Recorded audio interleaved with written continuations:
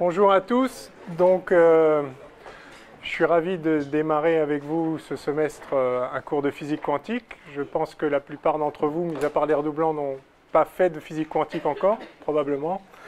La physique quantique est une physique absolument magnifique et d'une portée pas juste physique, mais vraiment philosophique extrêmement vaste. Donc c'est vraiment un bonheur d'étudier cette science. Je vais peut-être me présenter avant. Je m'appelle Étienne Parizeau.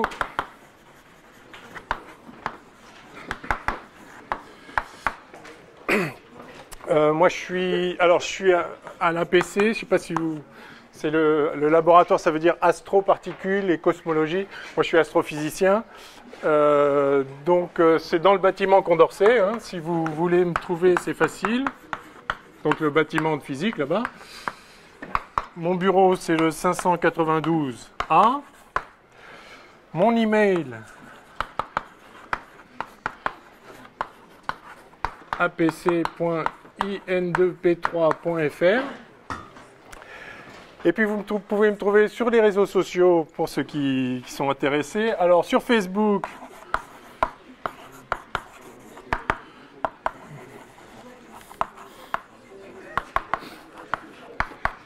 Étienne Parizeau, tout simplement. Sur Twitter,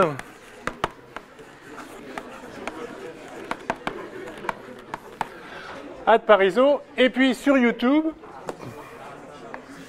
Alors c'est la raison pour laquelle il y a ce iPad là qui filme les cours. Donc systématiquement, je mets tous mes cours sur YouTube. Alors en fait, j'ai deux chaînes.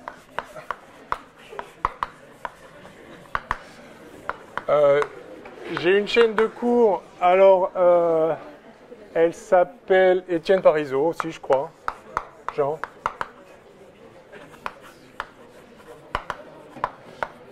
Et j'ai une chaîne plus de vulgarisation avec des petites vidéos sur différents thèmes qui s'appelle E.T. d'Orion.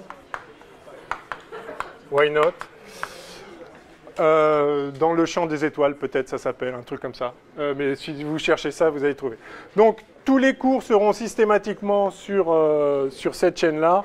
Donc si vous voulez revoir des bouts, si vous manquez un cours, et on peut aussi, j'interagis avec les gens qui posent des questions sur la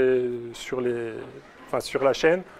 Donc n'hésitez pas à poser des questions. Enfin, vous qui avez accès à ce cours en direct, vous pouvez évidemment me les poser directement. C'est encore ce qu'il y a de plus simple. Et puis donc je vous dis, vous pouvez passer me voir dans mon bureau si j'y suis. Quand je suis pas là, je suis en 413A aussi.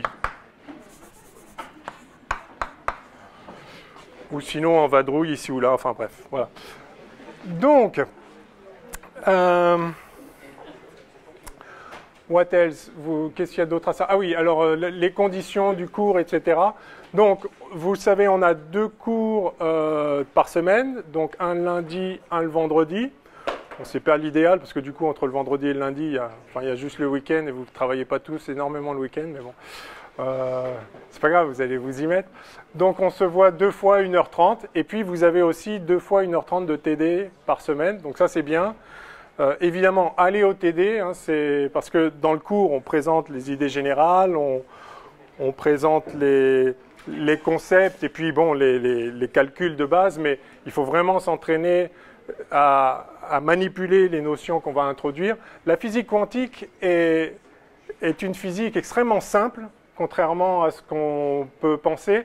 Elle est parfois déroutante, il faut bien le reconnaître, mais elle est déroutante parce que ces concepts ne sont pas tout à fait familiers. C'est-à-dire que ce que la physique quantique nous dit du monde ne colle pas tout à fait avec l'intuition qu'on a du monde, la façon dont on appréhende le monde de façon ordinaire, la façon dont on interagit avec les éléments du monde, a fait naître en nous une certaine intuition. Et cette intuition, c'est l'intuition de la physique classique. Donc avec des concepts du style un corps matériel localisé dans l'espace, où on peut appliquer des forces, et donc il y a des vitesses, des accélérations, tous les concepts standards. Quand on fait de la physique, on formalise tout ça, on est capable d'écrire des équations pour prédire le comportement des systèmes. Mais quand vous expliquez de la physique à des gens qui n'ont pas fait de physique, ils comprennent. Alors, ils ne vont pas suivre les équations s'ils ne les ont pas vues, mais le langage utilisé et les concepts que l'on emploie, enfin, tout le monde comprend. Tout le monde comprend que si on met, enfin, je sais pas si on lance un objet plus vite, enfin avec une vitesse plus grande, en lui communiquant donc une accélération plus grande, enfin une vitesse, bon bref, il va aller plus haut. Il n'y a pas besoin d'avoir fait de la physique pour comprendre ça. La physique nous permet de dire très exactement si je lance à telle vitesse, il va arriver à telle hauteur, d'accord. Mais les concepts sont tout à fait standards. Alors en physique quantique, les concepts ne sont pas compliqués, mais ils sont juste un peu différents. C'est-à-dire c'est une autre façon de regarder le monde, une façon qui n'était pas évidente au départ. C'est-à-dire on a été forcé d'abandonner le cadre conceptuel de la physique classique qui nous était fourni par notre intuition ordinaire, parce qu'on a découvert des phénomènes qui ne cadraient pas du tout avec justement le type de représentation du monde qu'on a spontanément. Donc c'est pour ça que la physique quantique est souvent considérée comme déroutante. Elle ne doit pas l'être, et surtout, elle ne doit pas l'être plus que la physique classique. C'est-à-dire que l'idée selon laquelle la physique classique serait naturelle doit sauter de votre esprit, dans le sens où les concepts de base de la physique classique, par exemple, à la base de la physique newtonienne, vous avez le point matériel. Qu'est-ce que c'est qu'un point matériel? Si vous réfléchissez bien, on manipule des points matériels tout le temps, mais c'est quoi vraiment un point? C'est un truc qui n'a pas d'extension spatiale, dimension 0. Mais pourtant, il y a une masse. Et puis pourtant, on peut agir dessus, ça subit une force. Je peux tirer dessus. Enfin, évidemment, ça n'a pas de sens. Je peux tirer sur un corps macroscopique, du coup, qui est un assemblage de points matériels. Mais comment ils sont assemblés? Par des forces, mais qui agissent à distance. Alors, parce que si vraiment les constituants de base sont des points matériels, alors ils ne se touchent jamais de sa dimension 0. S'ils se touchaient, enfin, vous ne pouvez pas faire un volume fini à partir de points d'extension nulle. Donc, vous voyez, il y a tout un tas de problèmes conceptuels tout à fait problématiques en réalité. Mais on s'est habitué, parce que c'est un petit peu comme ça qu'on se représente le monde, on s'est habitué à ces concepts et on finit par croire qu'ils sont évidents. En fait, la physique classique est bien plus mystérieuse que la physique quantique à bien des égards. À d'autres un peu moins, encore une fois, parce que notre intuition est un petit peu choquée, mais c'est plus les conséquences de cette nouvelle représentation du monde, qui sont parfois déroutantes, que la représentation du monde elle-même.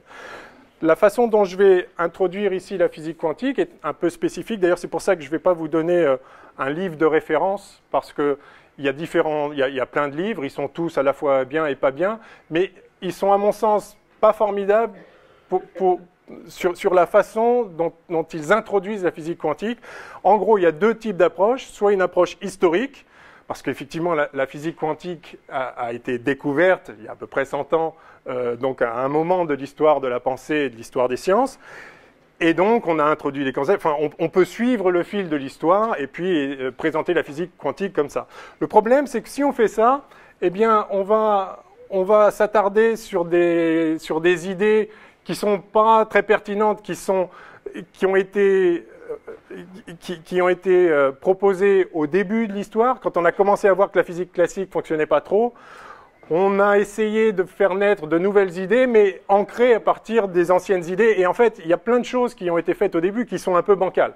Alors, on a la chance d'arriver un siècle après le début de la physique quantique, et donc, il y a tout un tas d'approximations ou de fausses images qui ont été historiquement introduites, qui peuvent être maintenant complètement abandonnées, parce qu'on a une bien meilleure compréhension, une bien meilleure vision de ce qu'est réellement ce qui fait le fondement de la physique quantique. En particulier, vous avez dû entendre parler d'espèce de ce qu'on appelle la dualité onde-corpuscule, que la matière serait à la fois une onde et à la fois une particule, ce qui n'a pas le moindre sens, bien évidemment. Une onde et une particule, c'est pas la même chose. Comment on peut être à la fois une chose et une chose qui n'est pas cette chose-là? Ça n'a pas de sens en vrai, mais c'était des tentatives de formalisation, parce qu'effectivement, on dirait que la matière se comporte de temps en temps comme des particules, et puis de temps en temps comme des ondes, mais en même temps, c'est bien quand même la même matière à chaque fois, donc on dit que c'est les deux à la fois. Enfin, toute cette façon de formuler les choses, en vrai, ça tient pas. Et c'est justement parce que certaines personnes continuent à formuler les choses de cette façon-là qu'on se dit « Ouh là là, c'est compliqué, c'est incompréhensible, la physique quantique, ça n'a pas de sens, personne ne comprend, et donc pourquoi moi je comprendrais ?» Enfin, donc, vraiment, cette approche n'est pas la bonne, au sens où, et en plus, il y a certaines notions dont on pensait qu'elles étaient vraiment fondamentales, et puis plus tard on s'est aperçu que ce n'était que de simples conséquences d'autres choses bien plus fondamentales. Alors autant parler du fondamental tout de suite. En réalité, et c'est un peu l'approche que je suivrai, on peut présenter la physique quantique en réalisant que le cadre conceptuel qu'elle propose et qu'elle met en œuvre découle d'un principe très simple qu'on appelle principe de superposition, mais je l'appellerai principe de combinaison parce qu'il s'agit plus de combinaison que de superposition, qui a trait à une propriété fondamentale de notre univers et des lois de la physique, qui est la linéarité. La physique est linéaire au sens des combinaisons linéaires, au sens où vous connaissez tous les opérateurs linéaires. Si vous avez un opérateur linéaire qui agit sur l'opérateur appliqué à une somme de fonctions, par exemple, ça va être la somme de l'opérateur appliqué à chacune des fonctions. C'est ce type de linéarité dont je parle. Et en fait, la linéarité du monde a tout un tas de conséquences qui sont très utiles, qui sont très utiles à exprimer parce qu'elle nous donne justement le cadre général dans lequel va pouvoir s'élaborer la physique quantique. Oui. Donc on va supposer simplement qu'elle est linéaire, mais on n'a pas vraiment une cause pour cette linéarité. Non. Alors effectivement, c'est un principe tellement profond qu'on ne peut pas le faire découler d'autres choses qui seraient plus profondes. Parce que pour expliquer quelque chose, il faut partir d'autres choses qu'on admet en amont et dont la chose qu'on cherche à expliquer est une conséquence. Donc les principes de base, de fait, on peut jamais vraiment les expliquer. Tout ce qu'on peut voir, tout ce qu'on peut tenter de faire, c'est de se les représenter, de voir vraiment ce qu'ils veulent dire et de les trouver naturels. Il y a des choses, on ressent que c'est vrai, quoi. On ressent que, par exemple, un principe fondamental qui est commun d'ailleurs à la physique classique et à la physique quantique, qui est vraiment au cœur de notre représentation du monde, qui n'est même pas remise en cause par la physique quantique, c'est la notion d'espace et d'homogénéité de l'espace. Tout le monde porte en soi l'idée que si on fait une expérience de physique ici, et si on l'a fait là, mais la même expérience, avec le même contexte, etc., toutes les choses qui peuvent influer sur l'expérience, sur le résultat d'un processus d'évolution ou quoi que ce soit, ici, si je le fais là, ça va être pareil. C'est quelque chose... Alors, pourquoi? Comment est-ce qu'on peut justifier ça? Non, mais on ressent que oui. Et puis, si toutes les conséquences de ça sont vérifiées, on peut se dire, bon, je ne sais pas pourquoi c'est comme ça, mais enfin, voilà, c'est au cœur de la réalité physique. Oui. Justement, l'homogénéité de l'espace, ça a été démontré, c'est pas les lois de Noether qui sont... Ah non, le théorème de Noether montre que si l'espace est homogène, alors la quantité de mouvement se conserve. C'est-à-dire qu'effectivement, le théorème de Noether nous dit qu'à chaque symétrie fondamentale de l'espace, du temps ou du cadre en physique quantique, on élargit ça, à chaque symétrie fondamentale de la nature est associée une quantité qui se conserve. Mais pourquoi ces symétries sont là? On peut juste le constater. Oui. Mais en fait, on ne peut pas simplement, au moins du point de vue très superficiel, introduire un peu la relativité générale en disant que l'espace n'est pas vraiment homogène parce que les objets changent d'espace. Si, en relativité générale aussi, l'espace est homogène. Certes, la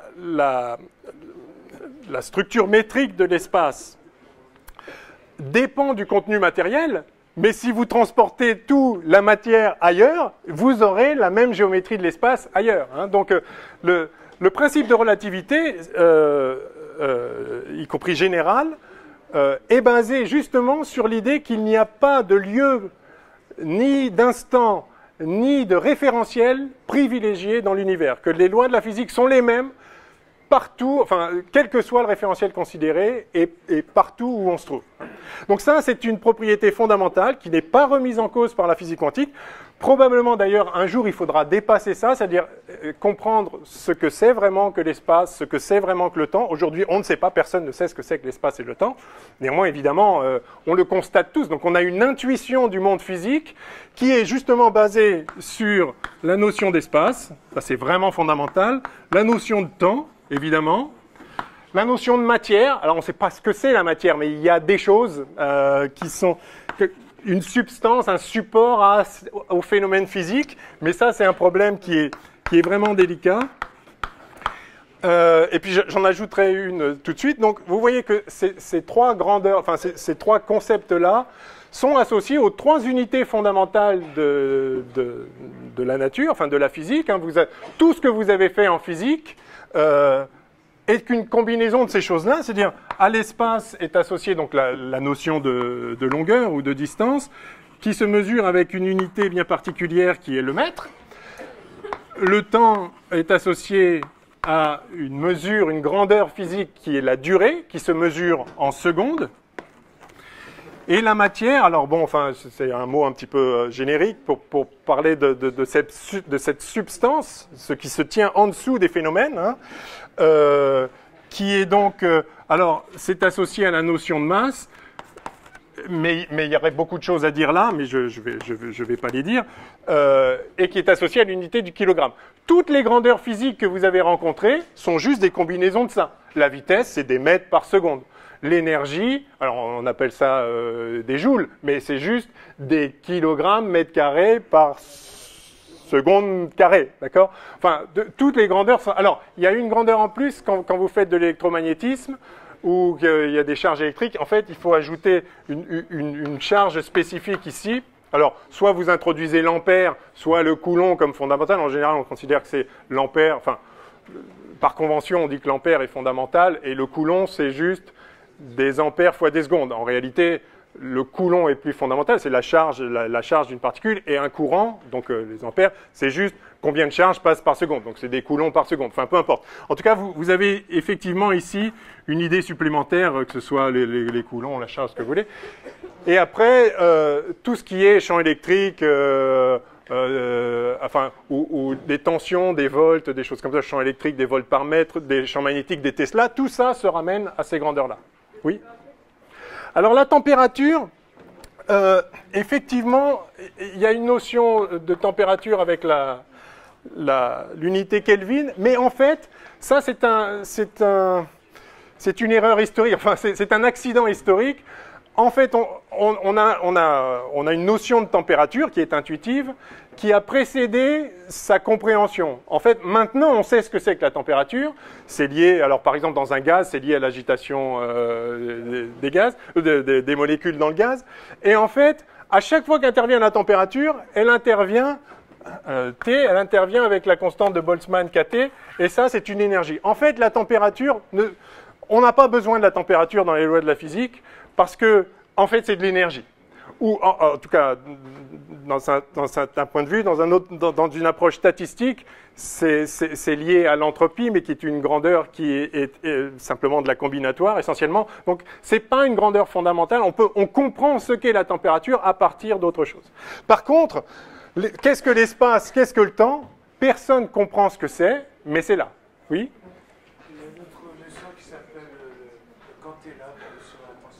Le candéla, oui. Alors ça c'est...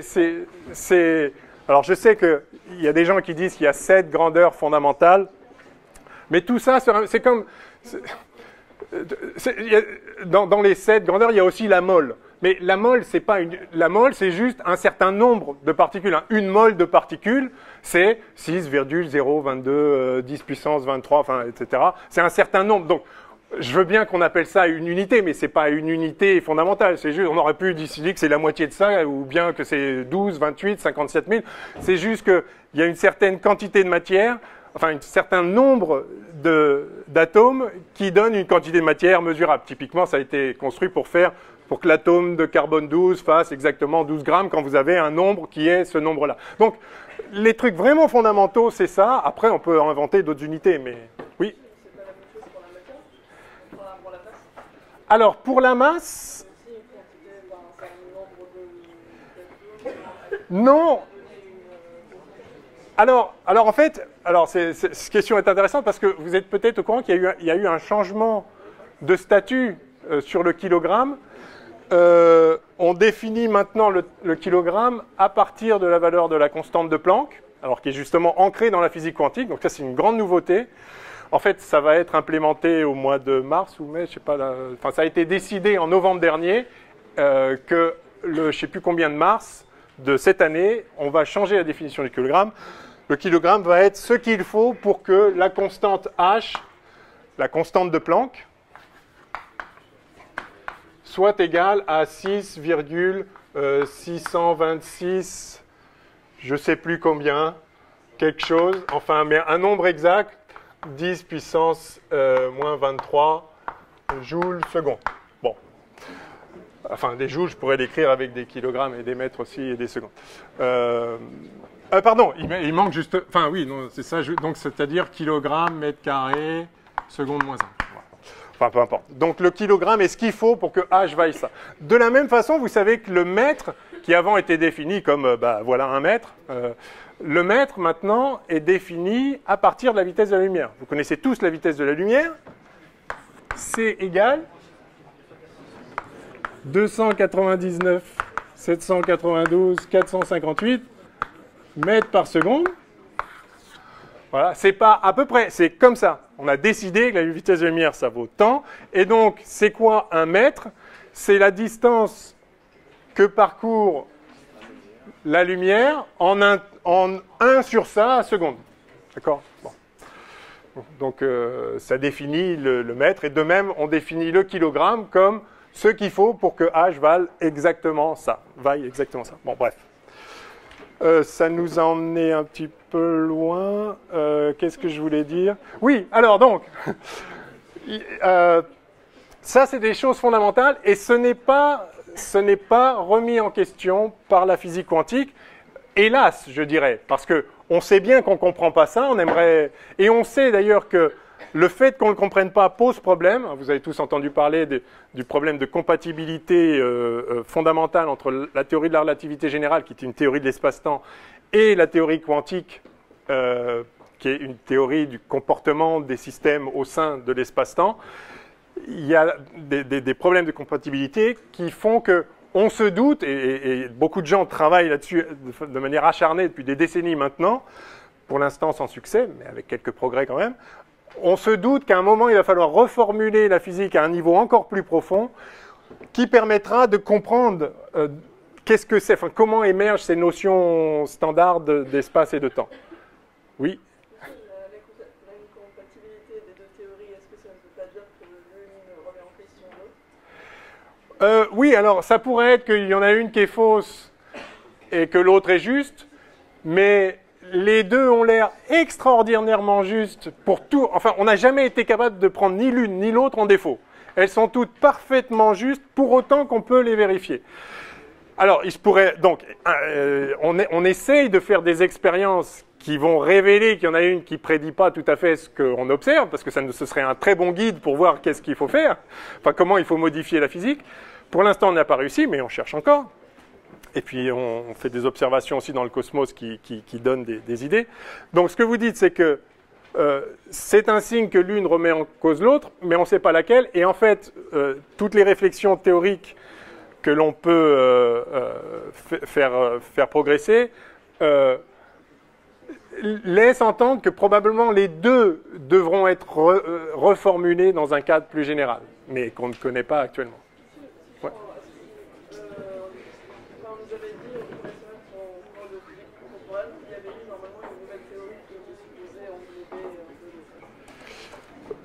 Je ne sais pas si vous faites référence à la théorie des cordes ou la théorie de la gravité quantique à boucle ou des choses comme ça. Non, mais il y a des théories qui sont explorées, mais aucune aujourd'hui n'est achevée, ça c'est sûr, ni aucune n'est vraiment satisfaisante. C'est la recherche actuelle d'essayer de comprendre effectivement, d'essayer d'approcher les notions d'espace et de temps à travers les idées quantiques ou inversement essayer d'exprimer à travers une théorie de l'espace-temps le comportement quantique de la matière. On ne sait pas le faire, mais ce n'est pas un problème. Ce n'est pas ça qu'on va faire cette année. Enfin, ce n'est pas un problème, c'est un problème, mais on va commencer par introduire ce que c'est que la physique quantique. Et la physique quantique, donc je le dis très clairement, n'a pas un point de vue sur l'espace et le temps qui est différent de la physique classique. Donc c'est au moins ça qui ne sera pas remis en cause. Par contre, à peu près tout le reste, alors c'est pas que ça remet en cause, mais c'est que on va ancrer notre compréhension du monde à un niveau plus profond que tout ce que vous avez fait jusqu'à présent. Et encore une fois, c'est pas plus compliqué. En réalité, la physique quantique a besoin d'introduire beaucoup moins de choses arbitraires que la physique classique. Parce que justement, tout un tas de choses qui sont familières en physique classique ne sont que des conséquences de la nature réelle du monde qui est quantique. Enfin, réelle, en tout cas, pour autant qu'on sache aujourd'hui. Un jour, on le dépassera pour voir un truc encore plus profond. Mais à ce jour, ce qu'on va aborder cette année, c'est vraiment le cadre général par lequel on comprend aujourd'hui la structure du monde. Oui. Est-ce qu'on va alors faire la mécanique quantique avec la relativité restante? Alors, c'est une bonne question. La question, c'est est-ce qu'on va faire la physique quantique avec la relativité restreinte? Alors, la réponse est non, mais tout ce qu'on va faire est en fait parfaitement compatible avec la relativité restreinte. Et la physique quantique, telle qu'on la comprend aujourd'hui, est entièrement formulée dans un cadre relativiste restreint. Pas général, mais restreinte. Donc, pour ce qu'on va faire, nous, on n'aura pas besoin de mettre en œuvre explicitement la relativité. En particulier, on travaillera toujours dans un référentiel galiléen bien défini, on n'aura pas à faire de changement de référentiel, donc il n'y aura pas besoin d'introduire des aspects spécifiques de la relativité, mais rien de ce qu'on va dire ne sera invalidé par la relativité, en particulier si vous avez des corps qui se déplacent à vitesse proche de la vitesse de la lumière. Ça sera néanmoins traité dans exactement... Enfin, tout ce qu'on va dire là, tout le cadre qu'on va présenter sera parfaitement valable aussi dans un cadre relativiste. Oui. Et donc, on ne va pas utiliser l'équation de Schrödinger? Si. Ah, non mais... On va écrire l'équation de Schrödinger qui, effectivement, s'adapte mal à décrire par exemple, oui, un électron relativiste, comme vous semblez le savoir, est traité par l'équation de Dirac, qui va plus loin. Mais donc, oui, je vais d'abord parler du cadre général. Lui, il est valable tout le temps. Et après, on va regarder dans ce cadre certaines équations particulières pour certains systèmes particuliers. Et donc, on va adapter les équations d'évolution des systèmes au type de système qu'on considérera. Donc, effectivement, là, dès lors qu'on va spécifier une équation particulière pour un système particulier, alors ça concernera ce système dans les conditions en question. Donc effectivement, on fera l'équation de Schrödinger, bien sûr. Et donc, de ce point de vue-là, oui, on va pas, enfin, comme je le disais, on ne va pas faire de relativité, mais conceptuellement, ça ne modifie pas tout ce qu'on va raconter, essentiellement. Bon, alors, j'avais pas prévu de dire tout ça, c'est pas grave. Par contre, j'avais prévu de dire des choses, mais je ne sais plus quoi. Si, non, bah c'est tout. Bon. Ah oui, non, c'est ça. Oui, j'avais dit, il y a une autre caractéristique fondamentale du monde qui est également assez mystérieuse, en fait même profondément mystérieuse, mais qui nous est très intuitive et on ne peut clairement pas faire sans, c'est la notion de quantité.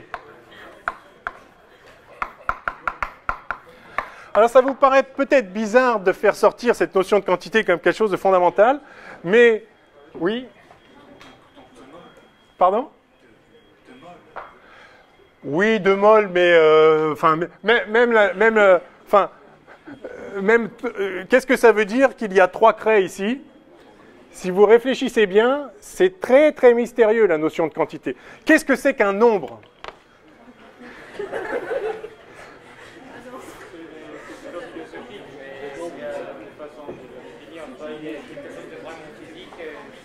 y a un moyen simplement de comprendre qu'est-ce que ça veut dire qu'il y a 3 traits. Il y a le point. Oui, c'est ça. Mais vous voyez que on a de façon innée une notion de quantité. Quand je dis j'ai 3 craies, tout le monde voit de quoi il s'agit. Néanmoins, si je vous demande de me définir le nombre 3, et plus que de définir le nombre 3, de définir la notion même de quantité, parce que quand je dis il y a 3 craies, je dis qu'il y a 3 choses identiques. Mais d'abord, si elles étaient identiques, il n'y en aurait qu'une, d'accord, si elles étaient vraiment la même.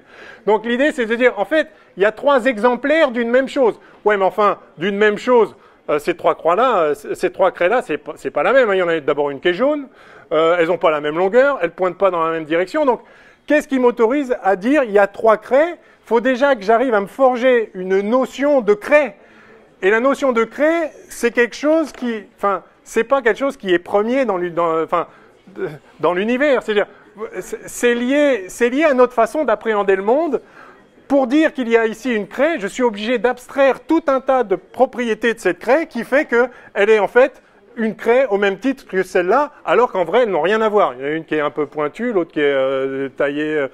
Enfin bref, il y en a une qui est jaune, une qui est blanche, une qui est... voilà. Donc, c'est des choses qui sont différentes, mais si vous retirez tout ce qu'elles ont de différent, il reste la propriété que je peux les appeler craies, mais pourquoi? Enfin, notre système cognitif a fait émerger une notion d'objet, parce que je peux même dire, là il n'y a pas 3 craies, mais il y a 3 objets. Donc, je peux abstraire tout un tas de propriétés spécifiques, et il reste à la fin le simple fait d'être une entité que je peux isoler en soi-même, un système particulier, et à ce moment-là, je peux les compter, mais cette notion de quantité est une chose en réalité assez mystérieuse, bien qu'on sache tous parfaitement ce dont il s'agit.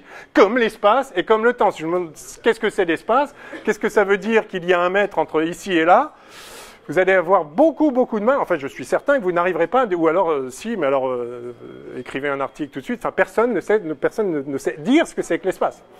Tout ce qu'on peut dire, c'est que l'espace permet, dans la réalité physique, de distinguer justement des objets, distinguer des corps qu'on perçoit comme distincts, des entités distinctes, mais qui coexistent dans la réalité. Si tout était au même endroit, s'il n'y avait pas d'espace entre les choses, on ne pourrait pas distinguer les objets, bien sûr. Donc en fait, l'espace, c'est ce qui permet à des choses distinctes de coexister. Mais c'est ce qui les distingue elles-mêmes. Donc, en fait, la notion d'espace n'est pas dissociable de la notion d'objet, de corps, de système, d'entité, je sais pas, ou de choses. Hein. Et pareil, qu'est-ce que c'est le temps? Alors là, c'est très mystérieux aussi. C'est plutôt ce qui permet aux choses de ne pas coexister, en fait. Entre ce qui est là maintenant et ce qui est là après, les 2 choses sont, mais pas au même moment. Enfin, mais on peut faire 1000 phrases qui vont être justes, mais aucune va vraiment expliquer ce que c'est que le temps. C'est juste, c'est vraiment ancré dans notre façon de nous représenter le monde. Donc pour la physique classique comme pour la physique quantique, le monde, ce sont des choses, des objets, des entités, des systèmes, comment dire, qui sont distribués dans l'espace, c'est-à-dire qui peuvent coexister. Et alors du coup, on dit que c'est des lieux différents, mais la notion de lieu, bien sûr, est liée à tout ça. Donc voilà, en tout cas. Voilà. Donc c'est des choses distribuées dans l'espace qui évoluent dans le temps. C'est-à-dire qu'à un certain moment, on a quelque chose, à l'instant d'après, on a autre chose, ou la même chose, mais enfin, bref. Donc, mais une fois qu'on a dit ça, on a à peu près tout dit, et on est obligé de se référer à notre intuition. Donc ça, cette intuition-là, on ne va pas la bousculer, on va peut-être bousculer un petit peu d'autres choses, mais ça, non. Ok, alors, on va dire que c'était une introduction. On va peut-être démarrer. Je vous propose un chapitre 1. Alors, il y a une notion donc très importante qui va être au cœur de tout ce qu'on va faire en physique quantique, c'est la notion d'état d'un système. D'état d'un système. Et la particularité en physique quantique, c'est qu'on va pouvoir parler d'espace des états d'un système, donc l'ensemble des états possibles accessibles par un système, qui forment un espace. Alors on peut toujours appeler un ensemble un espace. La particularité, c'est que l'espace des états, donc l'ensemble des états possibles pour un système, va révéler une structure très particulière sur laquelle va reposer en fait tout le formalisme de la physique quantique. Donc c'est ça qu'on va commencer par ça. Je vais mettre là. Donc chapitre 1.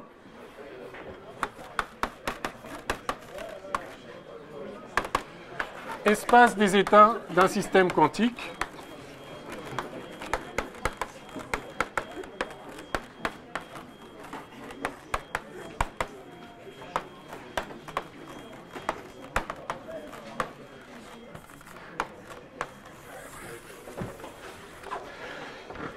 Et donc je vais commencer par la notion d'état d'un système, justement.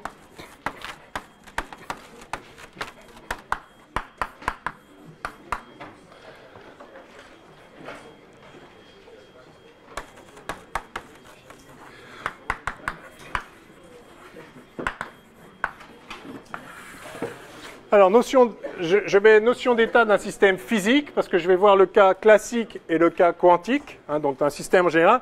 Qu'est-ce que c'est qu'un système? Je ne sais pas trop. Enfin, ça, c'est vraiment le genre de choses qui est difficile à définir, mais il faut faire appel à notre intuition relative à la réalité physique. Un système, c'est un élément, un sous-ensemble de la réalité physique, un élément de la réalité physique que l'on peut isoler, en quelque sorte, au moins par la pensée, considérer comme faisant sens en lui-même. Alors, il peut interagir avec d'autres choses, mais ça a un sens de le considérer en lui-même aussi. Donc, voilà, c'est ça un système. Alors, la première notion, on va gagner du temps, parce que du coup, c'est un peu ce que j'ai commencé à dire dans l'introduction. La première notion, ça va être l'ordonnancement temporel de la réalité physique. Donc, voilà, ordonnancement temporel.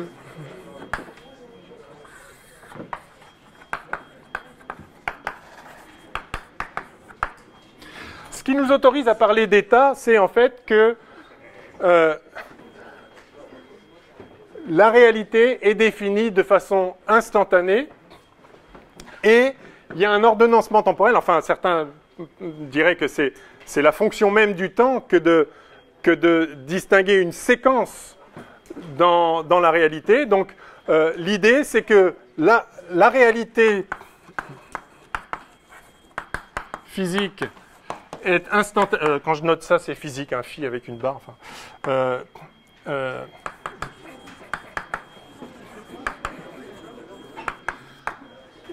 alors ça va être remis en cause par la relativité. Je vais en dire un mot, mais ça reste vrai au sein d'un référentiel. La réalité physique est instantanée, c'est-à-dire que ce qui est donné dans l'instant.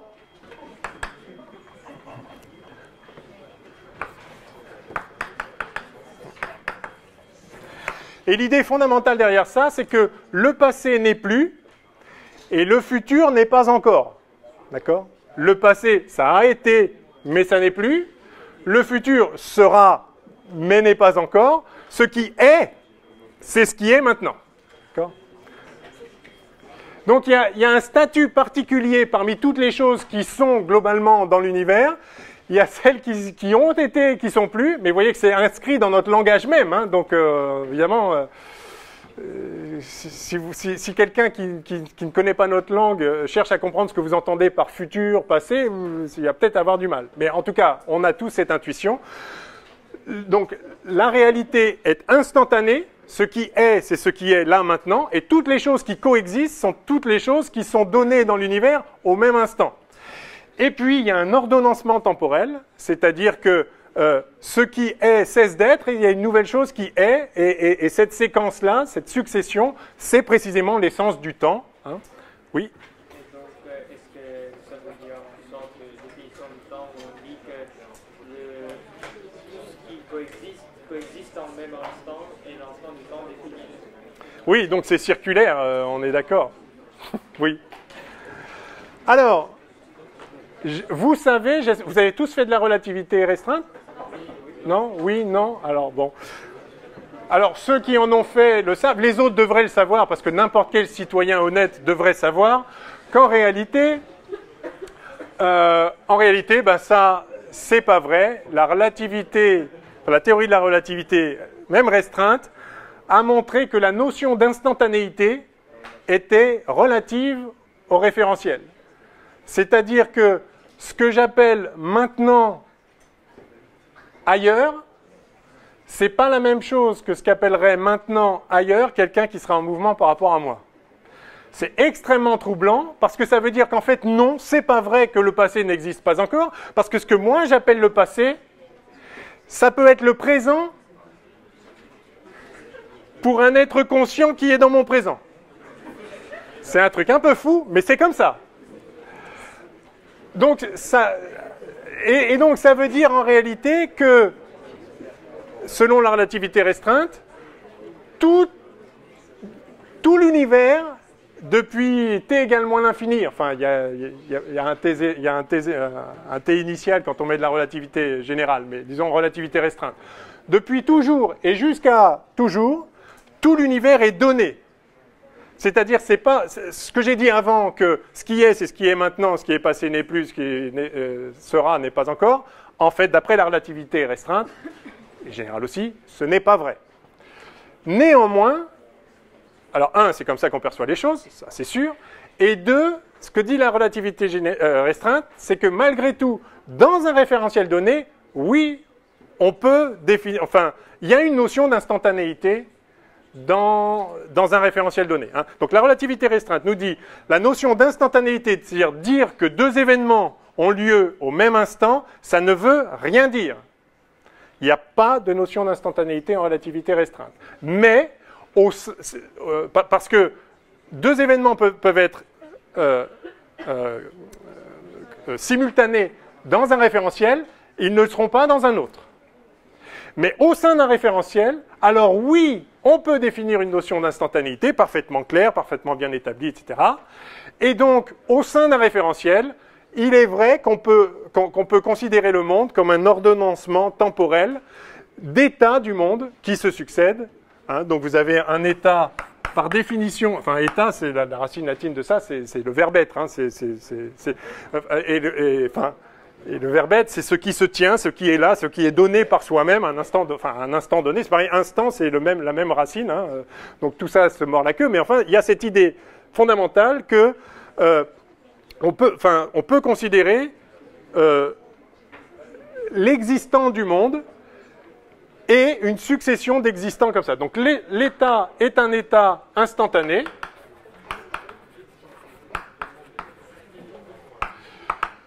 Qui définit donc la réalité à l'instant T, et puis vous avez une succession d'états. Bon, je ne vais pas écrire tout ça, vous avez compris. Puis par ailleurs, c'est des choses qu'on sait tous. Hein. Oui, pardon. Mais vu que cette notion d'instantanéité n'a plus le sens qu'on a dans le cadre de la relativité restreinte, c'est un cas où un événement est dépendant d'un premier événement.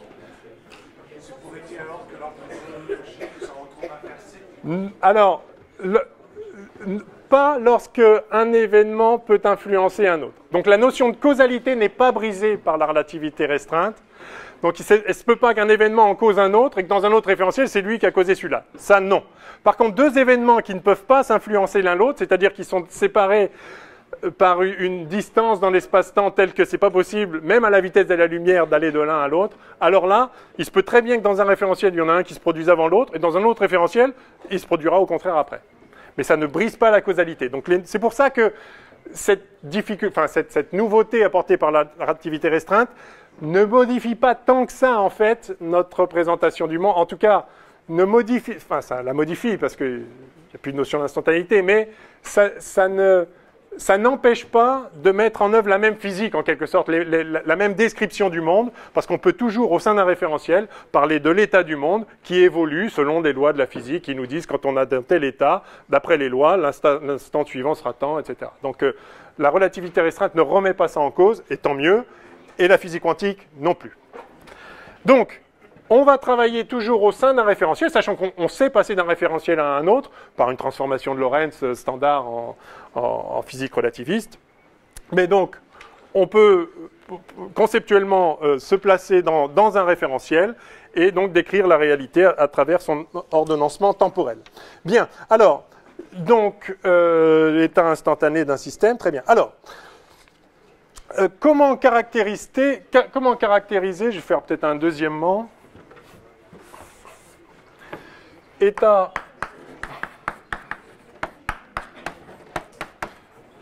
d'un système. Alors donc, l'état est instantané, c'est-à-dire, quand je dis instantané, ça veut dire qu'il concerne ce qu'est le système à l'instant T. Je mets des guillemets, peut-être, enfin, c'est ça que je veux dire. Alors, en physique classique, peut-être petit 1, en physique classique, comment caractériser l'état d'un système? Eh bien, vous êtes très habitué à ça. Un système, en fait, se caractérise par les valeurs que prennent, dans l'état en question du système, un certain nombre de grandeurs physiques. Donc, caractérisé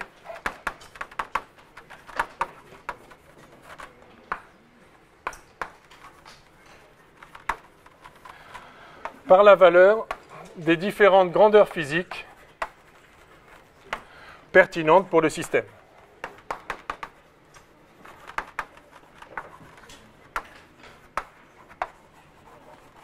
Alors ça dépend du système. Je ne sais pas si vous prenez justement un point matériel, par exemple, ça n'a aucun sens de parler de sa température, bien sûr.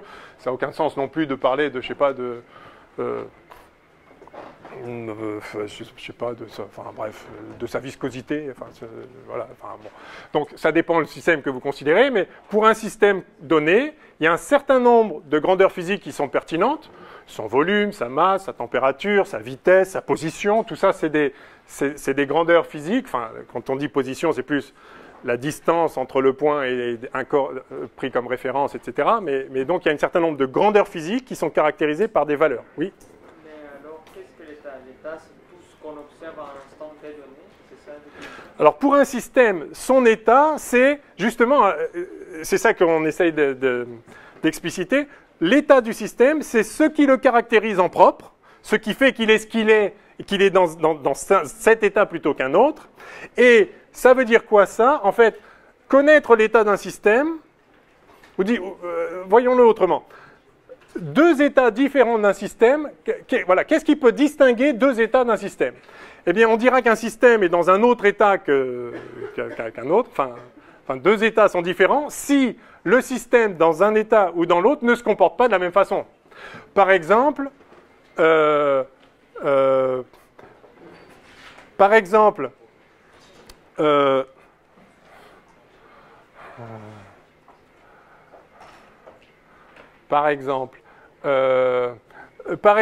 un exemple que je prends souvent, prenez un verre d'eau. Donc le système, c'est l'eau dans le verre. Il peut être dans l'état 20 degrés ou 30 degrés. Qu'est-ce qui distingue ces deux états? Ces deux états sont distincts, par exemple, par le fait que si vous plongez un thermomètre dedans, thermomètre à mercure, s'il est dans l'état 20 degrés, le mercure va se dilater jusqu'à la gradation 20. S'il est dans l'état 30 degrés, il va se dilater jusqu'à la gradation 30. Donc clairement, le système dans l'état 20 degrés et le système dans l'état 30 degrés, c'est pas le même puisqu'il se comporte différemment, soit par lui-même dans son évolution, soit en interaction avec les autres, avec le reste du monde en quelque sorte. Donc justement, mais c'est la seule façon de distinguer les états d'un système, c'est s'il se comporte différemment dans certaines circonstances. Alors, deux états différents peuvent se comporter de la même façon dans certaines particularités. C'est-à-dire, du point de vue de, par exemple, du point de vue de la pression du verre d'eau exercée sur la table, qu'il soit à 30 degrés ou à 60 degrés ou à 10 degrés, ça ne change rien. Donc, il y a des tas de choses qui sont communes, mais il y a quelque chose qui diffère. Si rien ne diffère, eh ben, c'est le même état. Si vous décidez d'appeler deux états différents, enfin justement, si vous décidez d'appeler différents deux états qui pourtant conduisent à exactement au même comportement du système vis-à-vis de lui-même dans son évolution propre et vis-à-vis de l'extérieur, alors c'est complètement arbitraire. Enfin, c'est le même état en fait. Donc justement, en physique classique, ce qui va distinguer deux états, c'est des valeurs différentes de certaines grandeurs physiques parce que tout le comportement des systèmes, que ce soit le comportement qui pilote leur évolution propre, c'est-à-dire indépendamment de l'environnement, et des propriétés qui pilotent son évolution ou son interaction avec les autres systèmes, avec d'autres systèmes. Je ne sais plus comment j'ai commencé ma phrase. Oui, c'est ça. Tout ce qui caractérise son état pour son évolution propre ou pour son interaction avec d'autres systèmes, peut être ramené à des valeurs de certaines grandeurs physiques. Par exemple, ce corps-là, je le lance. À un instant donné, il a une certaine vitesse et cette vitesse va caractériser où il sera à l'instant suivant. S'il avait une autre vitesse, le même objet, à la même température, la même répartition des molécules là-dedans, la même couleur, la même forme, tout pareil, mais pas la même vitesse, il ne va pas se comporter pareil. L'instant suivant, il ne sera pas au même endroit. Enfin, l'instant suivant, disons, delta t plus tard, il ne sera pas au même endroit. Donc vous voyez que l'état du système doit prendre en compte la vitesse. La vitesse fait partie des caractéristiques de l'état du système. Il y a d'autres caractéristiques de l'état du système. Il y a sa position à un instant T. Évidemment, être là et être là, c'est pas pareil. C'est pareil pour plein de choses, mais pas pour... du coup, la distance à ce corps-là, c'est pas le même. Et puis, du coup, c'est là-dessus qu'il appuie et pas sur celui-là. Enfin, bref. Donc, un même système peut se trouver dans différents états, mais chacun de ces états est en fait caractérisé entièrement par la donnée des valeurs d'un certain nombre de grandeurs physiques. Alors, combien de grandeurs physiques servent à caractériser entièrement le système? Ça dépend du système. Pour un point matériel, qu'est-ce qui peut caractériser, donc en physique newtonienne standard, qu'est-ce qui peut caractériser le point matériel? À part sa position et sa vitesse, il n'y a aucune autre caractéristique. L'accélération, oui. Ah oui, la masse, absolument, la masse. Alors, la masse, la position, la vitesse. Alors, vous dites l'accélération. Ouais, sauf que les lois de la physique nous disent que, en fait, c'est intéressant, justement. Alors, l'accélération, comme vous savez, évidemment, en physique newtonienne, la masse fois l'accélération est égale à la somme des forces, disons à la force résultante. Donc, si vous connaissez les forces, l'accélération est fixée. Or, qu'est-ce qui va déterminer les forces? Donc ça, la force, ça va justement ce qui va caractériser l'interaction, enfin le lien entre le système et le reste. Et si vous connaissez le reste du monde et si vous connaissez la position du système, alors les forces sont déterminées. Donc en fait, la force que subit un système au sein d'un environnement est entièrement déterminée par l'environnement. Évidemment, si on change d'environnement, c'est autre chose, mais le système lui-même, son état caractérisé par ça, ça suffit à tout déterminer, parce que si vous savez où il est et que vous connaissez l'environnement, alors vous connaissez, et sa vitesse, alors vous connaissez la force qui s'exerce sur lui, donc vous connaissez son accélération. Donc en fait, à partir de juste ça, vous savez tout sur tout ce qu'il est possible de savoir qui peut avoir une influence sur l'évolution du système et son interaction avec le reste. D'accord? Donc, l'état du système est caractérisé par sa masse, mais c'est une constante, donc c'est pour ça que je l'avais laissé de côté. Si on connaît le système, il a une masse donnée. Et ça. Oui.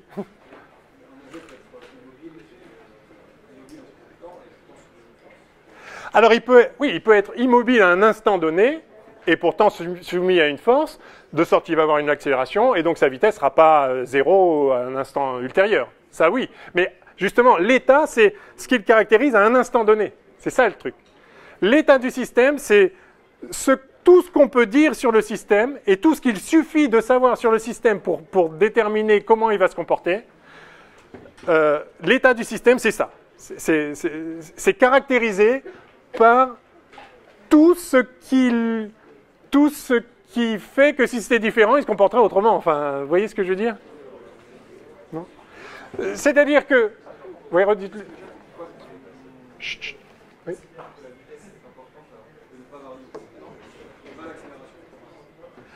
Non, parce que si vous connaissez la masse et la position de la particule, vous ne pouvez pas nécessairement... Enfin, voilà, deux états du système, ou plus exactement, enfin, un premier système comme ça, mais avec une autre vitesse, ces deux systèmes ne vont pas se comporter de la même façon.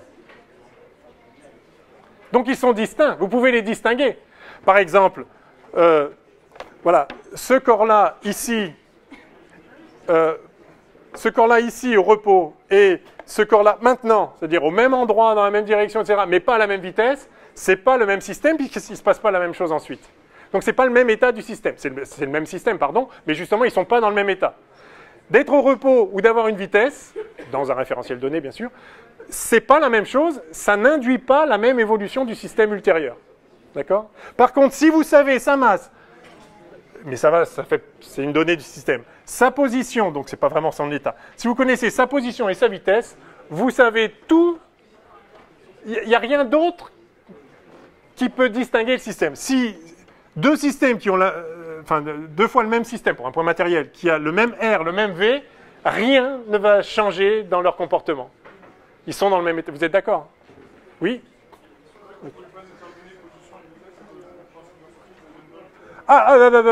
Je suis en physique classique. Certes, ça va voler en éclats très rapidement. Oui, la charge aussi. Mais en fait, c'est pour ça que je ne l'avais pas mis. On va les retirer parce que ça, c'est donné dans le système. Quand je dis je parle d'un électron, alors il a telle masse, telle charge, ça, c'est des données. Ça ne caractérise pas un état parce qu'il n'y a pas d'état où ça pourrait être différent.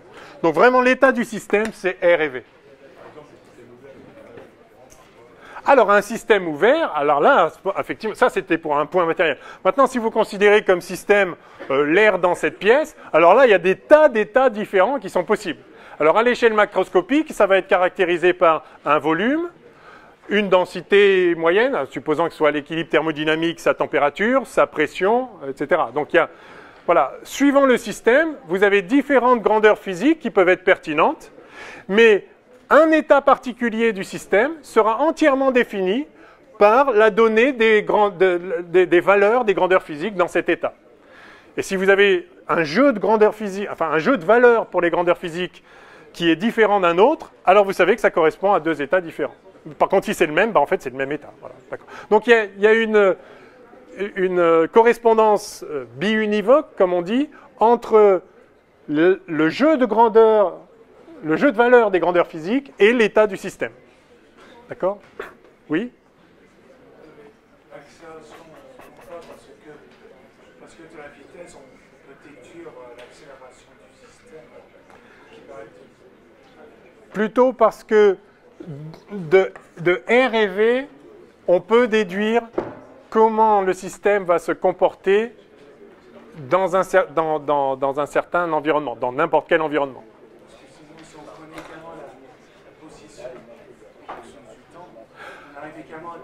Oui, mais donc c'est pour ça. Non.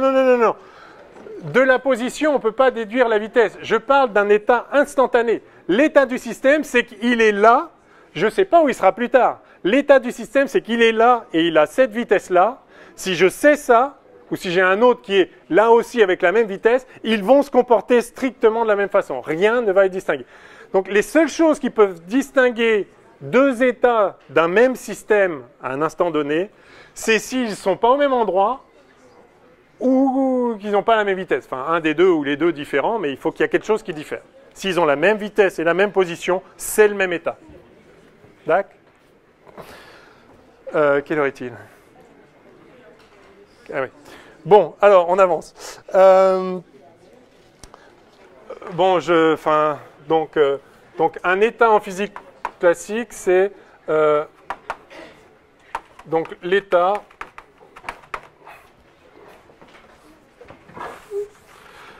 correspond à un jeu de valeurs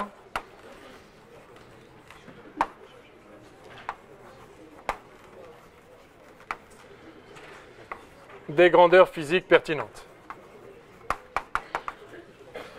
J'entends par pertinente une grandeur qui a un sens pour le système considéré, bien sûr.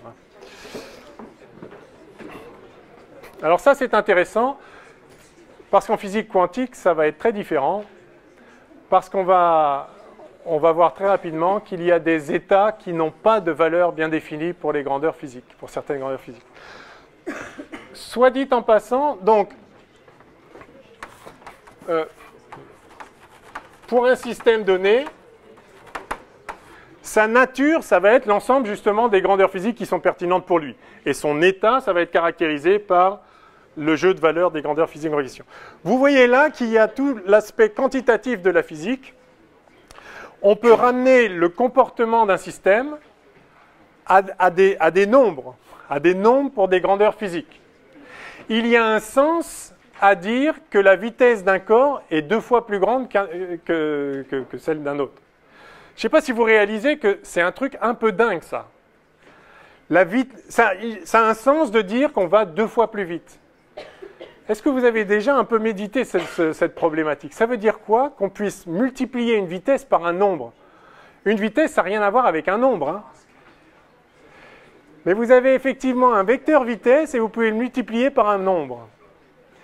Il y a là d'ailleurs qui commence à pointer une structure d'espace vectoriel, enfin qui ne commence pas à pointer, qui est là à fond. Vous pouvez multiplier une vitesse par un nombre. C'est assez étrange, on y reviendra, mais réfléchissez à ça. Oui? Est-ce que tu peux expliquer une raison physique? Parce que je sais que la raison mathématique, c'est parce qu'on suppose que l'univers est un espace vectoriel. Pourquoi on suppose ceci? Et justement, ça fait partie des choses qui sont pas simples à déduire d'autre chose. Enfin, qui n'ont pas... C'est un peu un constat. Ce que je voulais dire, c'est que dire qu'un corps a une vitesse 2 fois plus grande qu'un autre, ça veut dire que dans un même laps de temps, il va parcourir une distance 2 fois plus grande. D'accord? Mais qu'est-ce que ça veut dire qu'une distance est 2 fois plus grande qu'une autre? Et on retombe sur le problème de la quantité. Quand je dis que, si je dis que ça c'est 1 mètre, et que je dis que ça c'est 1 mètre, et que je dis que cette table, celle-là, fait 2 mètres, ça veut dire que je prends 1 mètre, et puis je le remets là, et j'en ai 2 fois. D'accord? J'ai 2 mètres. C'est ça que ça veut dire.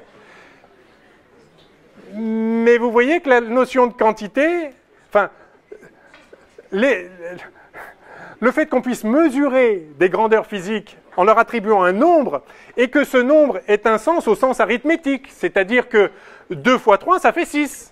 C'est-à-dire si je mets 3 tables comme ça, qui chacune fait 2 mètres, et qu'après que je les mesure les 3 juxtaposées, je vais obtenir 6.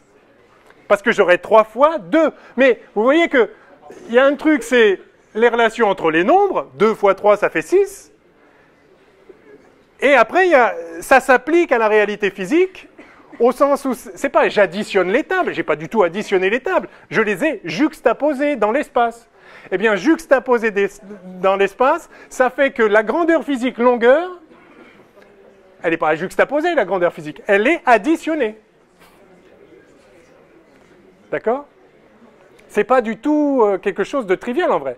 Mais vous voyez qu'il y a un lien entre la réalité physique et des grandeurs au sens numérique, arithmétique, qui est là, qui nous est archi familier, au point qu'on ne s'est jamais vraiment penché sur la question, mais qui n'est pas fondamentalement trivial, qui n'est pas justifiable. Enfin, si je vous dis pourquoi c'est comme ça, c'est vraiment ancré dans notre représentation du monde, et dans la structure du monde, en l'occurrence, parce que c'est vrai, par ailleurs. Si j'en mets 3 comme ça, et que je le mesure, je vais effectivement, que chacune fait 2, je vais trouver 6, pour de vrai.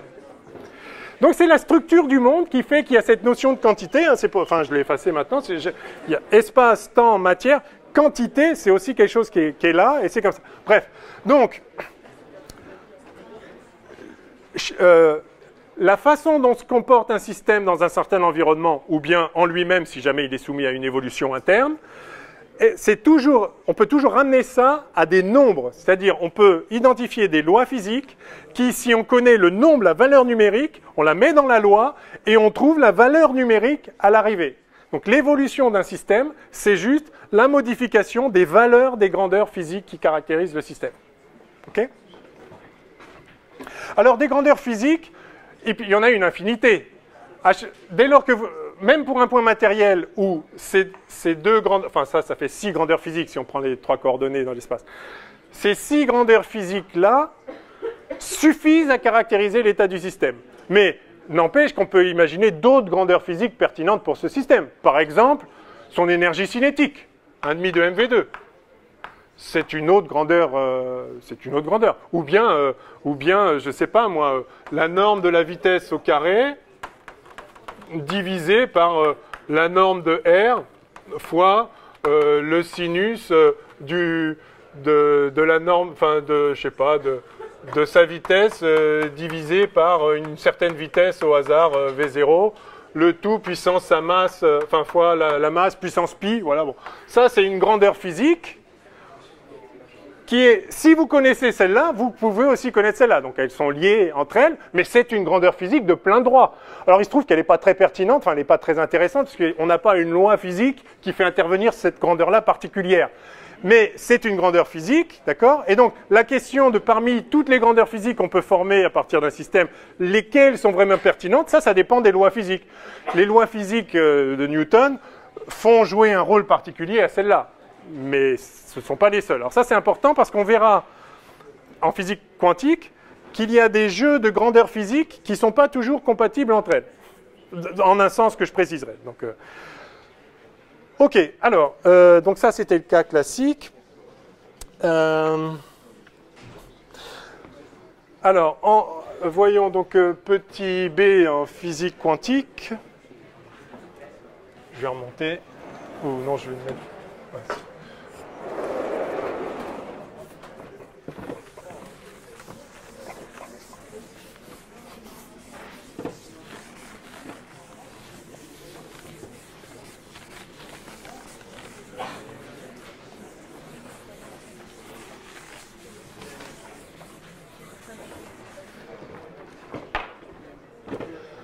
Donc petit b, physique quantique.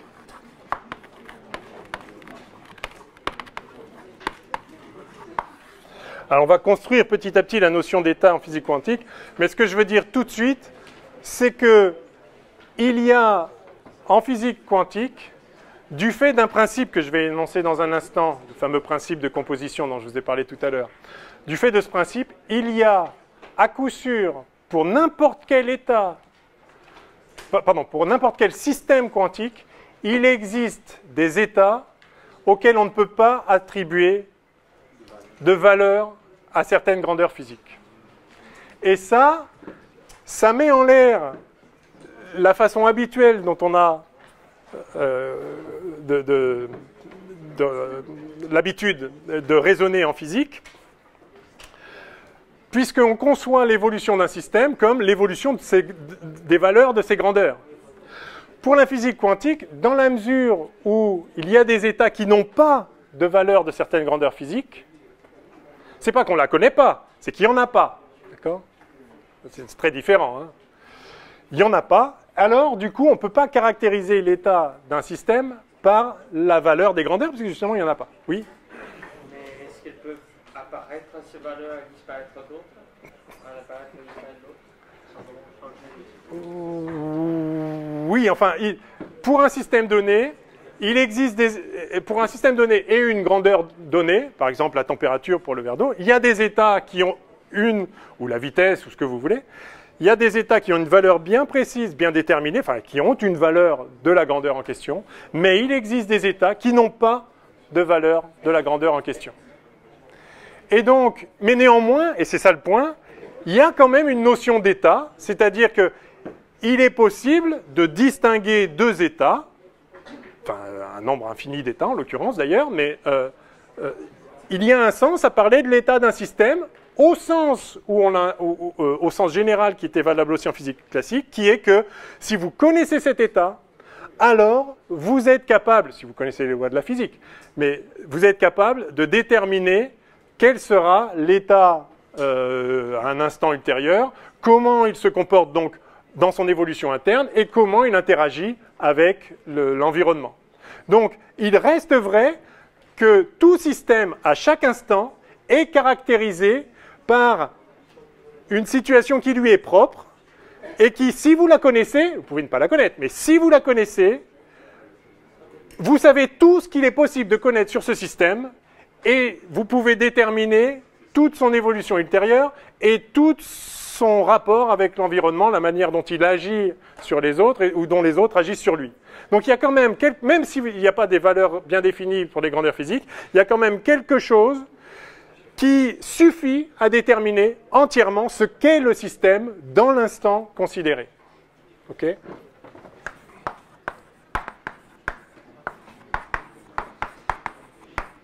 Donc la notion d'état est la même, mais donc la notion d'état instantané, ça reste. Mais elle n'est plus liée de façon univoque à la valeur de grandeur physique.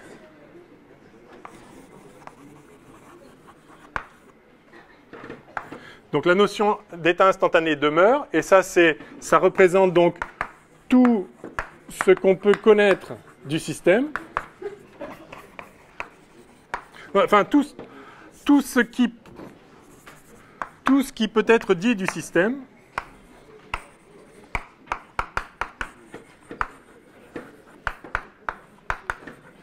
Et c'est pas qu'il y a des choses en plus qu'on ne pourrait pas dire.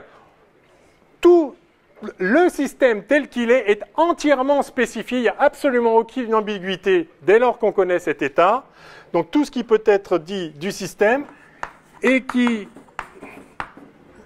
caractérise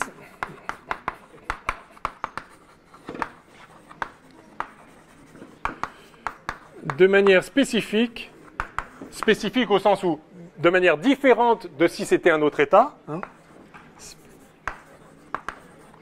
qui caractérise de manière spécifique la manière dont il évolue et ou interagit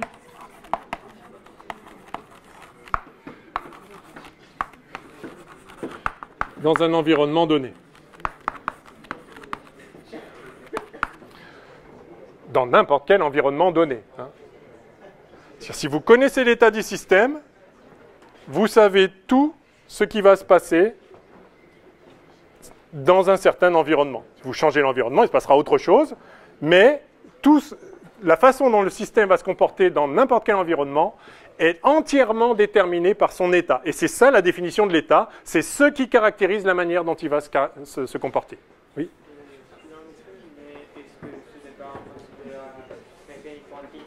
Ne peut pas déterminer ce qui va se passer avec ce système de façon parfaite? Alors non, on peut déterminer. Après, il y a le problème de la mesure, j'imagine, auquel vous faites allusion, mais j'en dirai un mot plus tard. Ça ne remet pas en cause ça, en réalité. Mais enfin, je vois très bien ce à quoi vous faites allusion, l'aléatoire du résultat d'une mesure, j'imagine. Mais je le discuterai après. N'empêche, l'état du système caractérise de manière spécifique la manière dont il évolue, c'est-à-dire qu'un système dans un autre état aurait d'autres caractéristiques. Je vais mettre plutôt que dans un environnement donné, je vais mettre dans n'importe quel environnement donné. J'ai vu un main se lever. Non, non, non, non. Bon, ok. Alors, la grande nouveauté, c'est que par contre, mais cet état n'est pas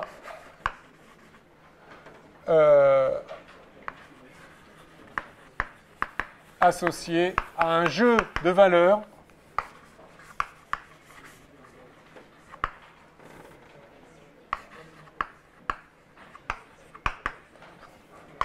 pour toutes les grandeurs physiques pertinentes du système.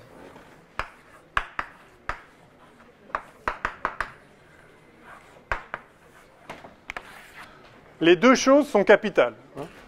L'état caractérise entièrement la manière dont le système se comporte. Ça dit, enfin c'est la notion d'état, quoi, c'est l'état du système. Mais à cet état n'est pas associé à un jeu de valeurs pour toutes les grandeurs physiques pertinentes. Alors il y a toujours certaines grandeurs physiques qui enfin, bon, oui, pardon. Allez-y.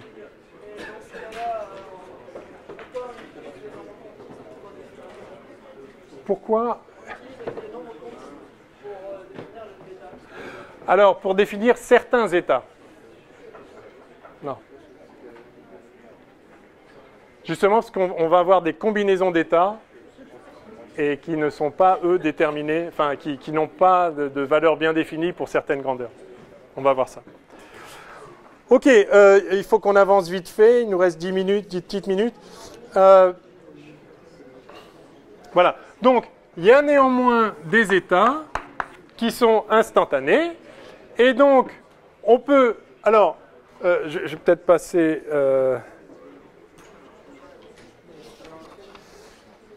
je voulais parler de l'évolution. Est-ce que c'est... Non. Allez, oui, troisièmement, je pense que c'est un troisièmement. Évolution des systèmes. On va essayer de récapituler tout ça. Alors, petit a, en physique classique,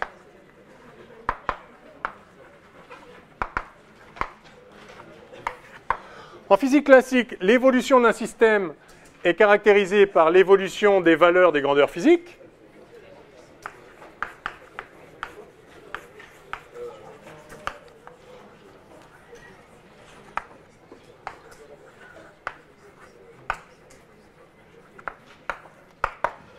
Donc, prenez une grandeur physique, je vais l'appeler G comme grandeur. Vous avez une grandeur physique qui vaut G de T0 à l'instant T0, puis qui vaut G de T1 à l'instant T1, puis G de T2 à l'instant T2. Alors évidemment, le temps est continu, en tout cas pour autant qu'on sache, même si c'est un vrai problème, mais enfin on peut le traiter comme une variable continue. En fait, donc l'évolution de la grandeur physique G au cours du temps, c'est une fonction G de T. Et si vous connaissez la fonction G de T, pour toutes les grandeurs physiques pertinentes pour le système, eh bien, vous avez décrit entièrement l'évolution du système. D'accord ? Si vous prenez un point matériel dans un champ de pesanteur, on va dire à une seule dimension, donc son état est caractérisé par sa position Z, tout simplement, et sa vitesse V, donc Z point. Et donc, il est soumis à la loi mz2 point égale moins mg si j'oriente Z vers le haut, enfin bref, d'accord. Et donc ça va me dire que Z, c'est Z0, là où il était au début, plus V0t s'il avait une vitesse initiale V0, moins 1,5 de GT2, d'accord. Bon, bah, c'est une fonction du temps. Vous avez Z qui fait, donc si je trace Z en fonction du temps, eh bien j'ai une parabole comme ça, voilà. Et puis si vous voulez sa vitesse, évidemment, ça va faire simplement V0 moins GT, voilà. Donc l'état du système à chaque instant est déterminé par sa position et sa vitesse, comme on a vu, enfin je suis qu'à une dimension là, mais peu importe.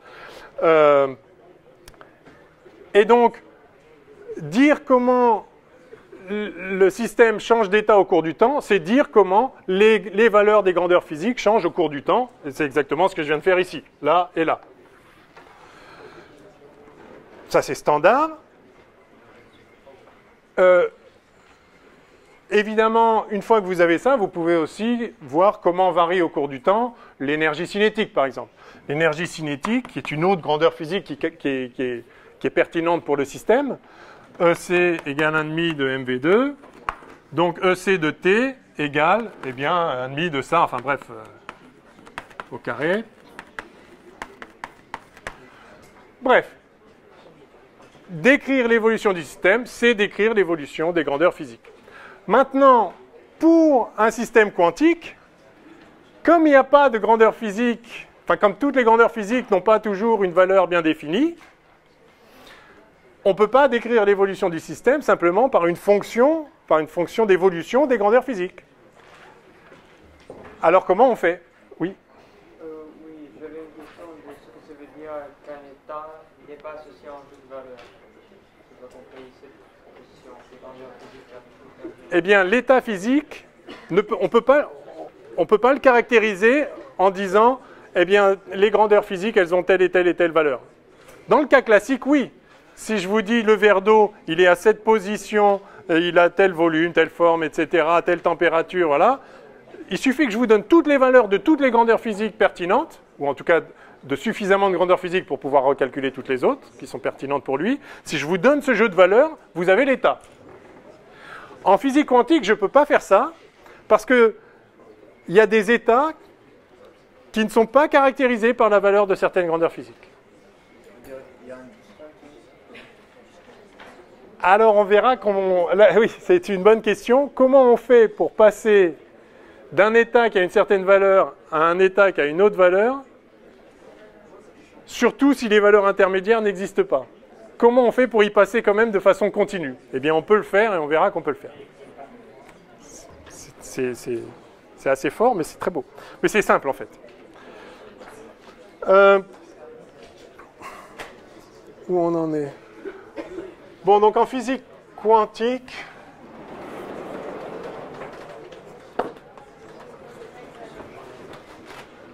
je vais mettre là-dessous la petite b.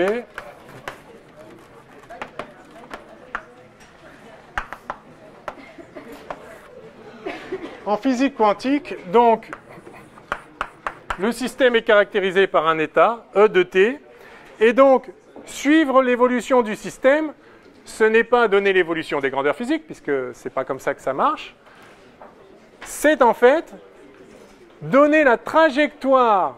Alors attention au vocabulaire, donner l'évolution d'un système, c'est donner la trajectoire du système dans l'espace des états.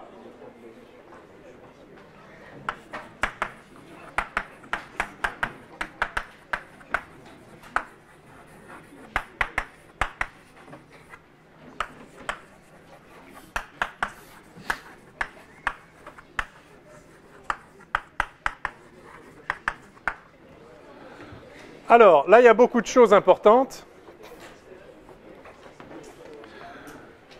Chaque système est caractérisé par un ensemble d'états possibles. C'est vrai en physique classique comme en physique quantique. Si je le représente de façon discrète, disons, voici les états accessibles. Voici les états accessibles pour le système.